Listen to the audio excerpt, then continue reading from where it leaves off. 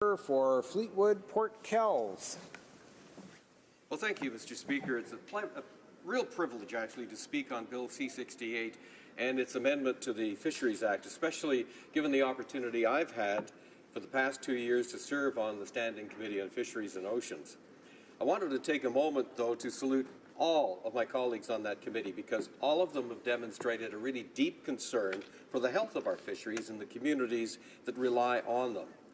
We could have different views on what should be done or how it should be done, but the collegial approach to our deliberations have produced recommendations that will stand the test of time, and in fact many of them, all of them, in one way or another are reflected in this legislation. I also particularly want to salute our friend and colleague, the Honourable Member for Cariboo Prince George, who may be watching in and bored to tears as he's on the mend from a significant health scare, and we certainly look forward to getting you back into the saddle again.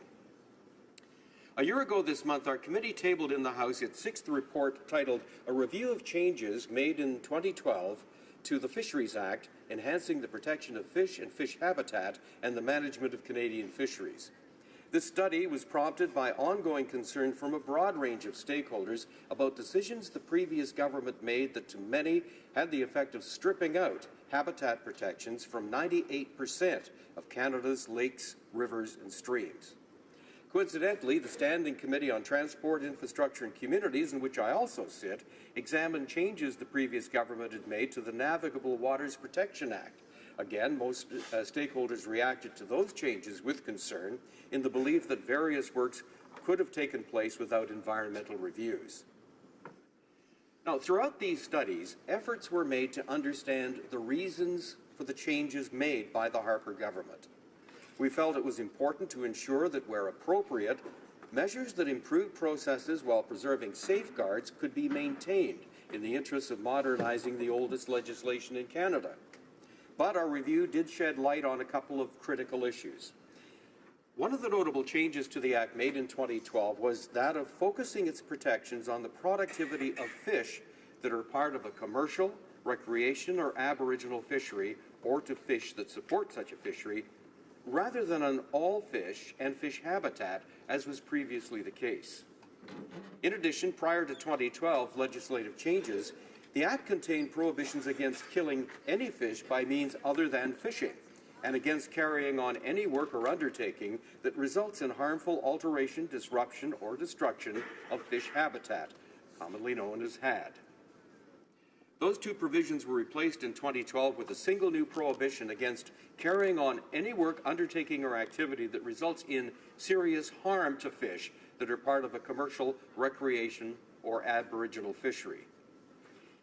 As the term serious harm struck many as being very subjective, the committee heard from witnesses who said it created confusion, leading to uneven application of the regulations at best, or at worst, possibly allowing damaging activities to take place. The 2012 amendments to the Fisheries Act removed the protection for fish habitat from Section 35(1) of that Act.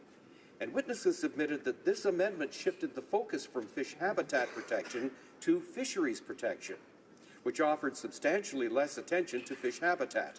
Many believed applying the term serious harm only to fish could allow the disruption and non-permanent alteration of habitat. According to Dr. Christy Miller-Saunders, a research scientist at Fisheries and Oceans Canada's Pacific Biological Station in Nanaimo, BC, the requirement for the death of a fish to be deemed serious harm created a problem. Dr. Miller noted that fish are stressed in one environment, but they could become physiologically compromised. But they might not immediately die within the habitat where the initial stress took place. Their compromised state could leave them unable to adapt or thrive as they move to new habitats, disconnecting the original stress from the weakening or death of fish.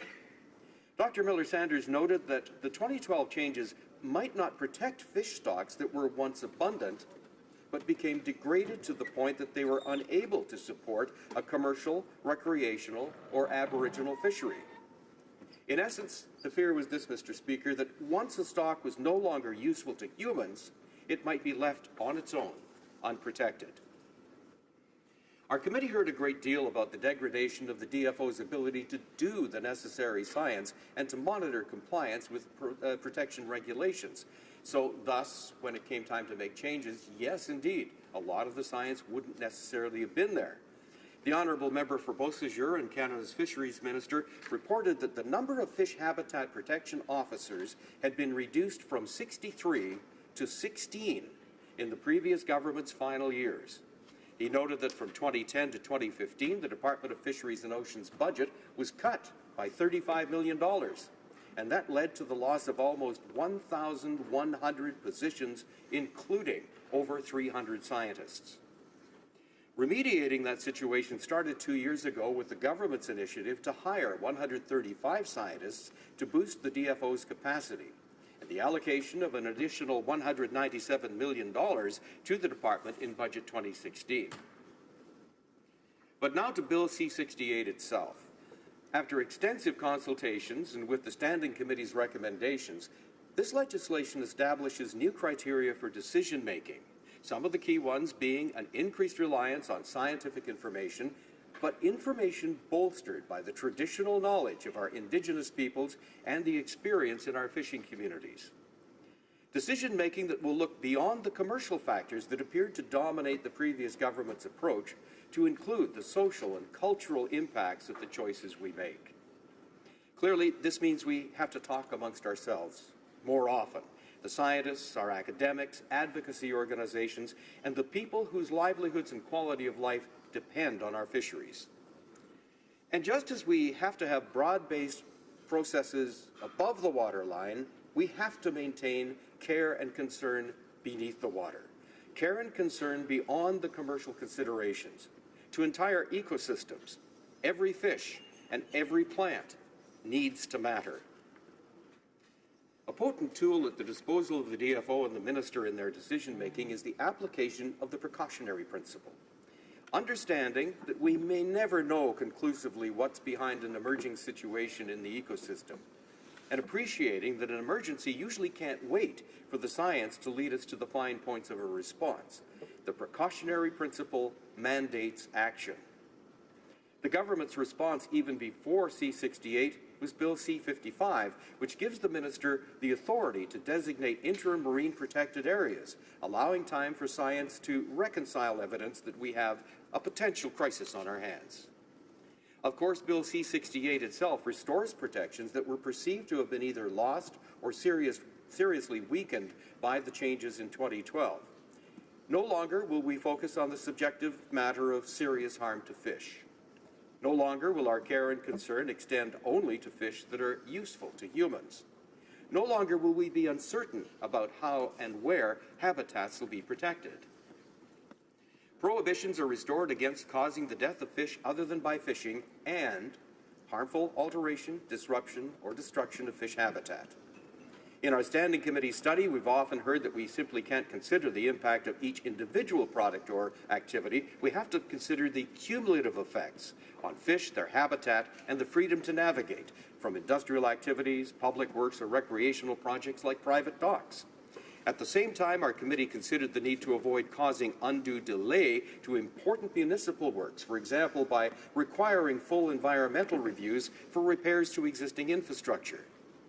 Bill C-68 introduces measures that allows the Minister to issue permits for designated project types and to establish standards and codes of practice to provide proponents with more certainty in the planning, scheduling, and implementation of their projects. Mr. Speaker, I've selected just the issues that stood out in the notes I took at our Standing Committee's hearings, but many other important and positive aspects of Bill C-68 will undoubtedly be covered by my colleagues as this debate continues. There's a lot to celebrate in this legislation, and as much as I've been privileged to have made a contribution in its creation, I believe that once the process is done, this whole House will be justifiably proud of its passage because so many of us care so much about the future of our lakes, rivers, streams, and oceans, and all the creatures and people they serve. Thank you, Mr. Speaker. Questions and comments?